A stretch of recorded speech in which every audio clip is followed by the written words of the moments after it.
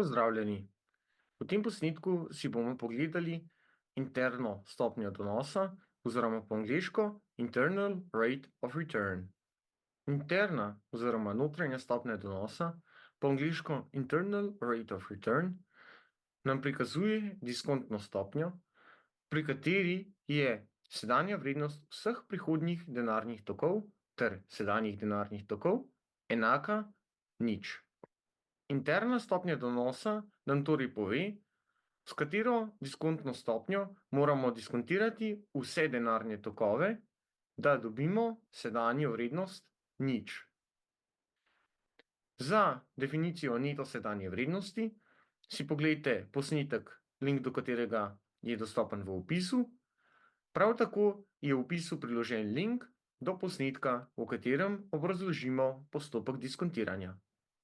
Interna stopnja donosa predstavlja poseben kriterij za sprejemanje investicijskih odločitev. Ta kriterij je zelo podoben kriteriju za sprejemanje investicijskih odločitev, ki smo ga spoznali v posnetku o neto sedanji vrednosti. Na splošno lahko rečemo, da bomo investicijo naredili zgolj v primeru, ko je interna stopnja donosa oziroma IRR višja od donosa posameznega projekta R. Interno stopnjo donosa dobimo z rešitvijo enačbe, ki je prikazana na zaslonu.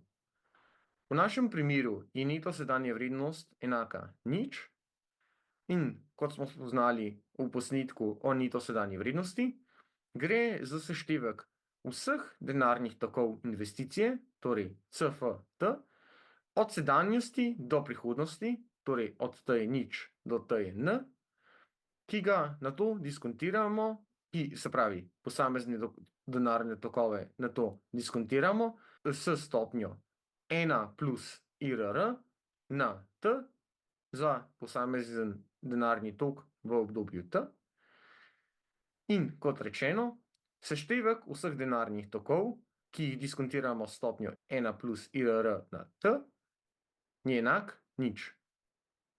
Te formule ne moremo nadaljnje poenostaviti, njeno uporabo pa si lahko pogledate v enem izmed prihodnjih posnetkov. Ker formule ne moremo nadalje poenostaviti, v praksi IRR ponavadi izračunamo z uporabo računalniških programov, kot so na primer Excel. Hvala za pozornost. Lepo vabljeni, da si pogledate ostale posnetke na našem kanalu, nam sledite ter všečkate ta posnetek. Se vidimo naslednjič. Adijo.